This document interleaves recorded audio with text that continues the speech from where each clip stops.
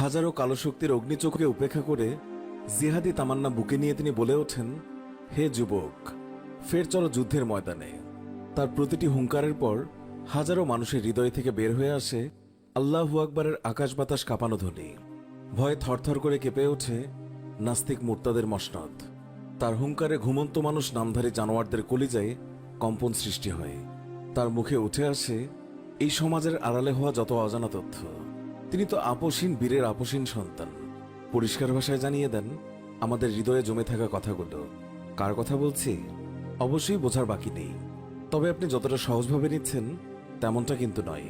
তিনি শুধু একজন মামুনুল হকই না, তিনি হলেন বাংলাদেশ সহ বিশ্বের কোটি কোটি মানুষের হৃদয়ের সিংহাসনের মুকুটহীন রাজা, যার একটিমাত্র হুঙ্কারে জেগে ওঠে আমাদের ঘুমন্ত হৃদয়।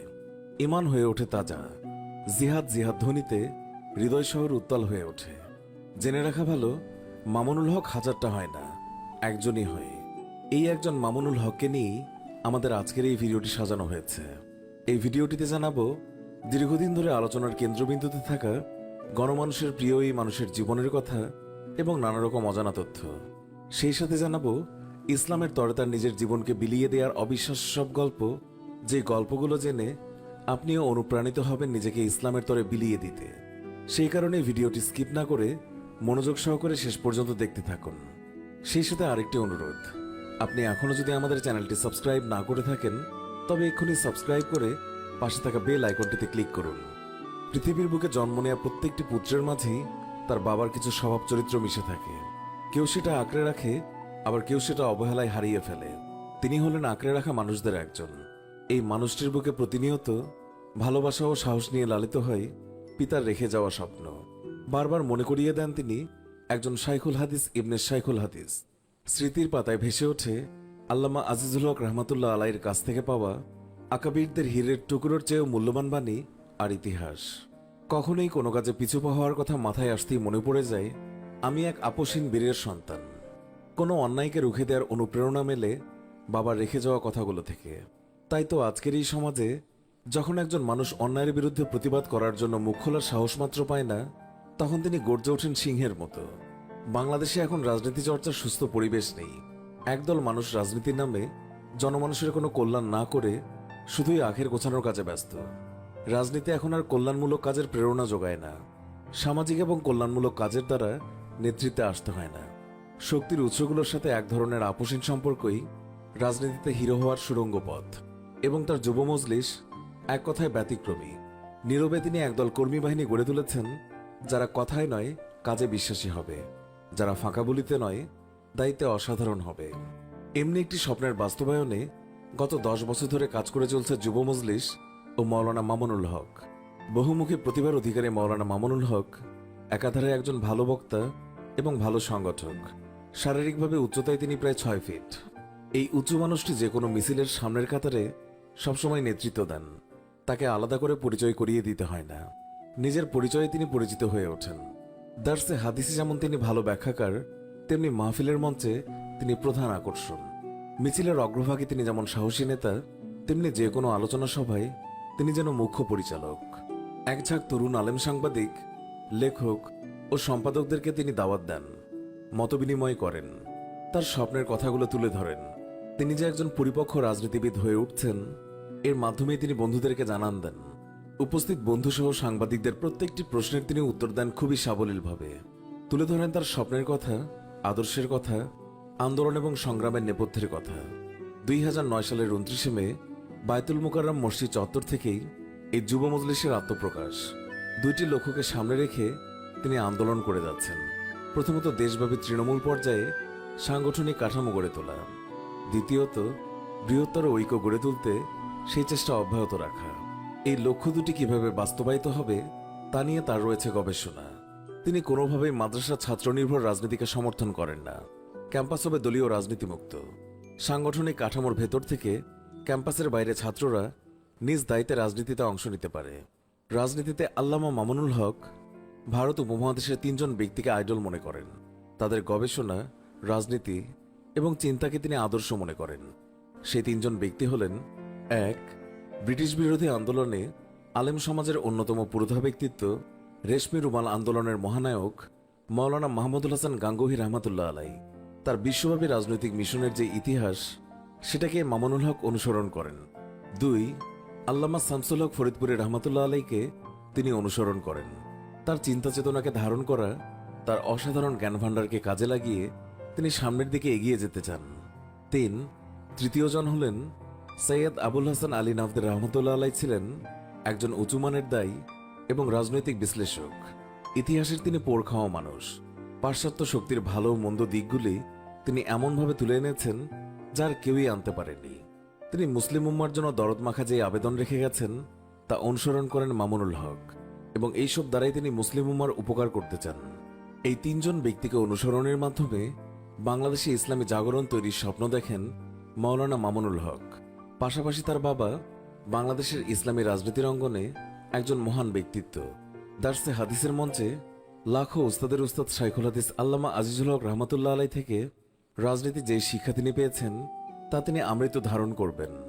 এর পাশাপাশি পাকিস্তানের মাওলানা ফজলুল হক সাহেব যেভাবে পাকিস্তানের আওয়াম এবং উলামাদের জাগিয়ে তুলেছেন, সেইভাবে তিনি বাংলাদেশেও জাগরণ তুলতে চান। আর এই স্বপ্নটাই তিনি দেখেন। তার যুব মজলিস কোনো স্বতন্ত্র সংগঠন নয়, একটি দলের অঙ্গ সংগঠন মাত্র। তিনি এখান থেকেই শুরু করেছেন। নানা সমস্যাকে মোকাবেলা করা, এড়িয়ে যাওয়ার লক্ষ্য থেকে একটি শাখা সংগঠনকে কাজের ক্ষেত্র বানিয়েছেন। প্রথমে তার সেই স্বপ্ন মূল দলের প্রতিষ্ঠার চেষ্টা করবেন, অতঃপর পর্যায়ক্রমে দেশব্যাপী ছড়িয়ে দেওয়ার চেষ্টা করবেন। এইদিকে সম্প্রতি বাংলাদেশ খেলাফত যুব মজলিসের সভাপতি জামিয়া রহমানিয়া আরাবিয়ার মুহাদ্দিস মাওলানা মামুনুল হক কওমি মাদ্রাসার সরকারি অনুদান গ্রহণের ব্যাপারে বলেছেন, সরকারি অনুদান গ্রহণ কওমি মাদ্রাসার ঐতিহ্যের পরিপন্থী। তিনি বলেন, আপৎকালীন সময়ে রাষ্ট্র তার সর্বশ্রেণীর মানুষের সাহায্যে এগিয়ে আসবে, ভূমিকা পালন করবে, এটা সরকারের মৌলিক দায়িত্ব। এই ধরনের উদ্যোগকে সাধুবাদ জানানোর প্রয়োজন রয়েছে, তাই আমরা সাধুবাদ জানাচ্ছি। তবে কওমি মাদ্রাসার চিন্তাটা কওমি মাদ্রাসার মতোই করতে হবে। সরকারিভাবে যে কোনো ধরনের অনুদানের সঙ্গে অনেক বিষয়ের সম্পর্ক থাকে। সরকারি অনুদান না নেওয়া হচ্ছে কওমি মাদ্রাসার ঐতিহ্য। এটাকে কোনোভাবে গুরুত্বহীন বা দুর্বল করার সুযোগ নেই, বরং গণমানুষের সাহায্য সহযোগিতা নির্ভরতার যে পদ্ধতি চালু রয়েছে সেটাকে বহাল করতে হবে যে কোনো মূল্যে। সরকারি সহযোগিতা কওমি মাদ্রাসায় অফিসিয়ালি আসা শুরু হলে 2টি সমস্যা হতে পারে। প্রথম সমস্যা হচ্ছে সরকারি অফিসিয়াল সিস্টেমের বিভিন্ন গ্যাড়াকলে পড়ে যাবে এই মাদ্রাসাগুলো। পর্যায়ক্রমে মাদ্রাসা সরকারি বিভিন্ন সিস্টেমের সঙ্গে জড়িয়ে পড়বে। যে সমস্ত জায়গায় সরকার অর্থায়ন করে থাকে সেখানে সরকারের নজরদারি এবং হস্তক্ষেপ দিন দিন বাড়তেই থাকে। সে কারণে আমি মনে করছি এর মাধ্যমে কওমি মাদ্রাসার স্বকীয়তা নষ্ট হওয়ার একটি পথ উন্মুক্ত হতে পারে। আরও একটি সমস্যা হচ্ছে সরকার যখনই কোনো অনুদান দেবে স্বাভাবিকভাবে এটা গোপন থাকবে না, বরং যতটুকু দেয়া হবে এর চেয়ে বেশি প্রচার করবে। এই প্রচারণার কারণে সাধারণ মানুষের মাঝে বিভ্রান্তি তৈরি হতে পারে। এমনকি মানুষের মাঝে এমন ধারণাও তৈরি হতে পারে যেমনটি সরকারি মাদ্রাসার বিষয়ে সাধারণ মানুষের ধারণা আছে, ওগুলো তো সরকার চালায়, কাজেই আমাদের সহযোগিতা দরকার কি। কিন্তু বর্তমানে সাধারণ মানুষ মনে করে এই মাদ্রাসাগুলো আমাদের এবং আমাদেরই পরিচালনা করা উচিত। তারা কওমি মাদ্রাসাকে তাদের আত্মার প্রতিষ্ঠান মনে করে। এত কিছুর ভিড়ে আজ দুঃখ এবং পরিতাপের সঙ্গে বলতে হয় যে এই সমাজের কিছু নামধারী মানুষ ওনার যোগ্যতা নিয়ে সমালোচনা করে। কেউ আবার উচিত কথা বলার দায়ে সেই কথা নিজেদের গায়ে টেনে তারা লাফালাফি করে। ওনাদের একটি ভালো কথা মনে করিয়ে দেওয়া উচিত, আর তা হচ্ছে বাঘের ঘর থেকে শুধুমাত্র বাঘই জন্ম নেয়, অন্য কিছু নয়। যারা বলে যে উনি ওনার বাবার পরিচয়ে আজ বাংলার মানুষের মুকুটহীন রাজপুত্র, তাদেরকে বলছি তরতর করে বেড়ে ওঠা গাছটা কালবৈশাখীর ঝড়ে ভেঙে পড়ে। মামুনুল হক যদি এমনি হতো তবে আরও আগেই ভেঙে পড়ে যেত। তিনি যদি তাই হতেন তাহলে আর 2 যুগ ধরে তিনি ময়দানে থাকতেন না। যারা ওনার যোগ্যতা সম্পর্কে প্রশ্ন করেন তাদেরকে বলার কিছুই নেই, শুধু বলবো আল্লামা মামুনুল হকের মতো যোগ্যতা সম্পন্ন আলেম এই যুগে হাতে গোনা হয়তো কয়েকজন পাবেন। কিন্তু আপনারা যারা তার যোগ্যতা নিয়ে টানাটানি করে ছাগলের 3 নাম্বার বাচ্চার মতো খ্যাতি অর্জন করছেন, তাদেরকে প্রায় তৃতীয় ঈদে সিন্নির ডেকের পেছনে দৌড়াদৌড়ি আর ওয়াজ মাহফিলের নামে মিলাদ করে মিষ্টি নিয়ে মারামারি করতে দেখেছি। সে কারণেই আর আপনাদের যোগ্যতা নিয়ে ফের প্রশ্ন করতে চাই না যে আপনাদের আসল রূপ আর যোগ্যতাগুলো কি। কথায় আছে খালি কলস নড়ে বেশি।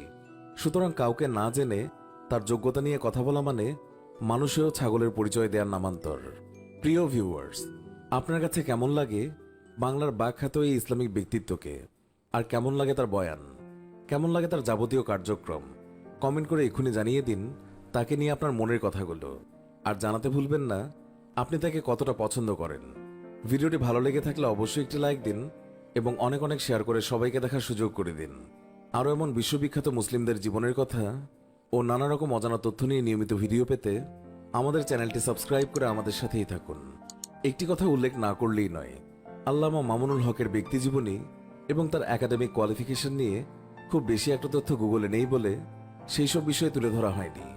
আশা করছি পরবর্তী অন্য কোনো ভিডিওতে আরও কিছু বিস্তারিত জানাতে সক্ষম হব ইনশাল্লাহ।